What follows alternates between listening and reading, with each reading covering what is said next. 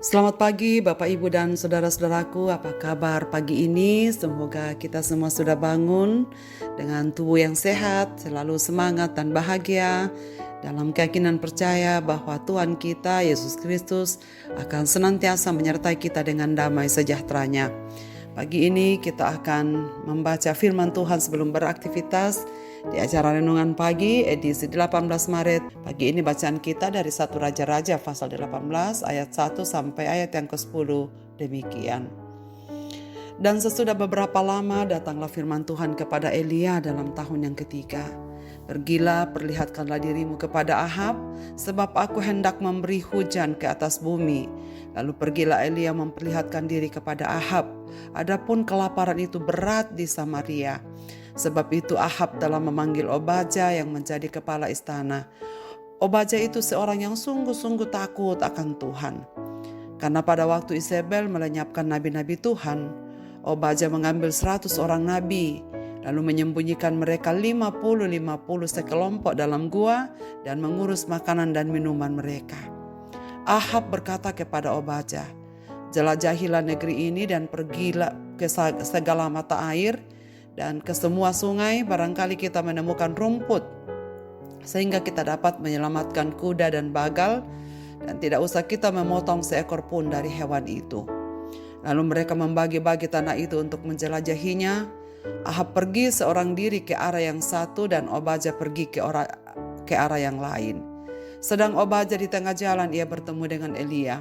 Setelah mengenali dia, ia sujud serta bertanya, "Engkaukah ini, hai tuanku Elia?" Jawab Elia kepadanya, "Benar, pergilah, katakan kepada tuanmu, Elia ada." Tetapi jawab Obadya, "Apakah dosa yang telah kuperbuat? Maka engkau hendak menyerahkan hambamu ini kepada Ahab supaya aku dibunuhnya?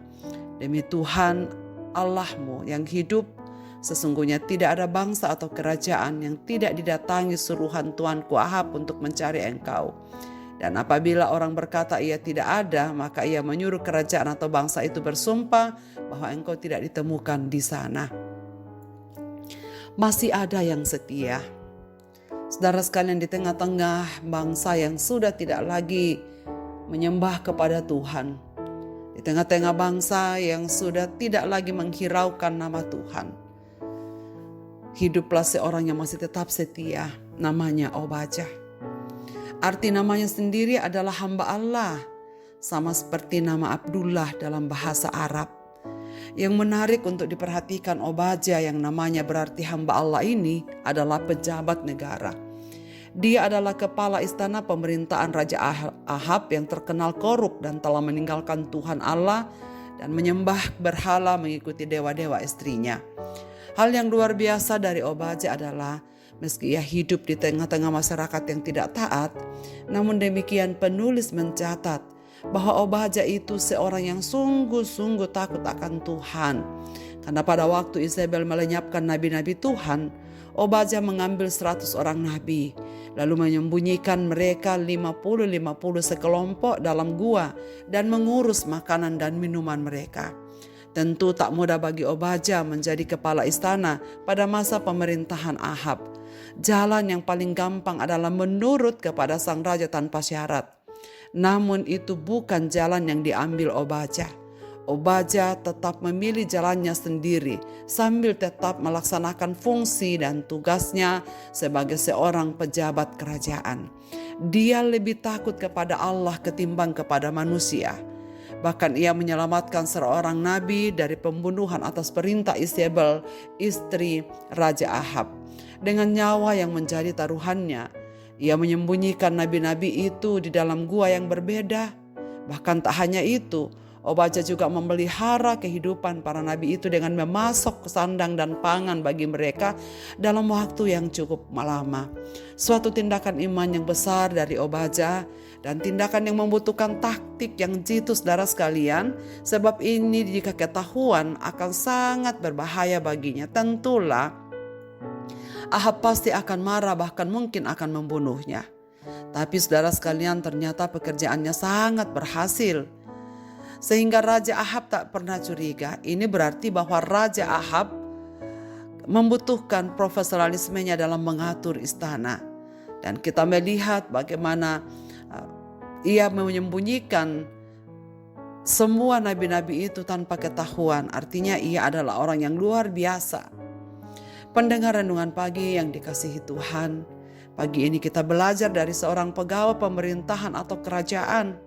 Sebagai umat Tuhan, tetap bekerja sebaik-baiknya dan bertanggung jawab untuk semua tugas-tugasnya. Namun, ia tetap menjaga imannya. Ia tidak kompromi dengan kebijakan pemimpin yang bertentangan dengan iman dan kepercayaannya. Di tengah pemerintahan yang korup, masih ada orang yang tetap setia dan memilih tetap taat pada Tuhan. Saudara sekalian, kiranya pagi ini kita belajar dari kehidupan Obadya, bahwa sebagaimana seorang pemimpin sekaligus umat Tuhan, kiranya kita tetap setia kepada Tuhan dalam segala pengabdian-pengabdian kita. Kita percaya bahwa jika kita tetap berada di pihak Tuhan, Tuhan jualah yang akan tetap memelihara kehidupan kita dan segala kebutuhan-kebutuhannya. Marilah kita berdoa.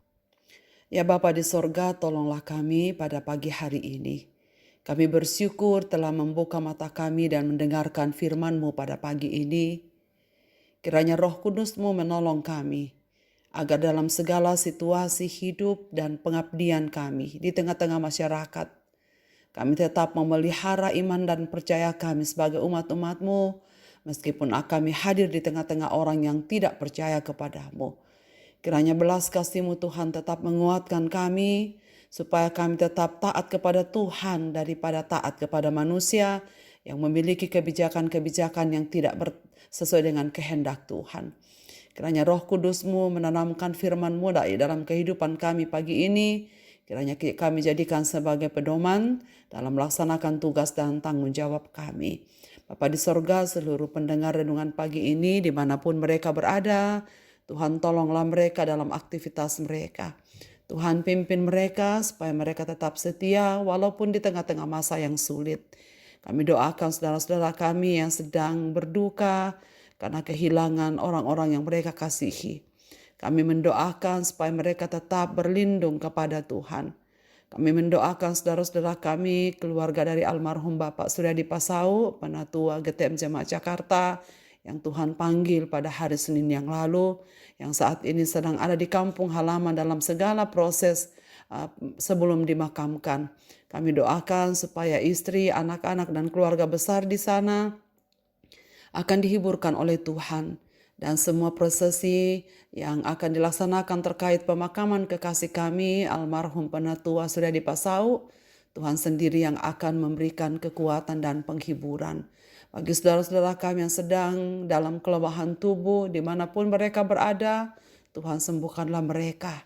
Jamalah mereka supaya mereka sembuh dari sakit penyakit mereka dan mereka menemukan kekuatan dari Tuhan.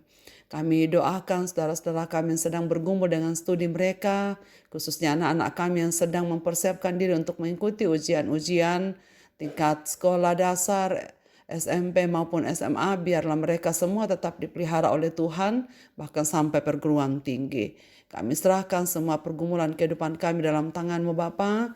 Biarlah kami mengalami kasih setia-Mu di sepanjang hari ini. Sertai kami dalam segenap aktivitas kami, supaya kami tetap menikmati kehadiran Tuhan dalam segala kehidupan ini.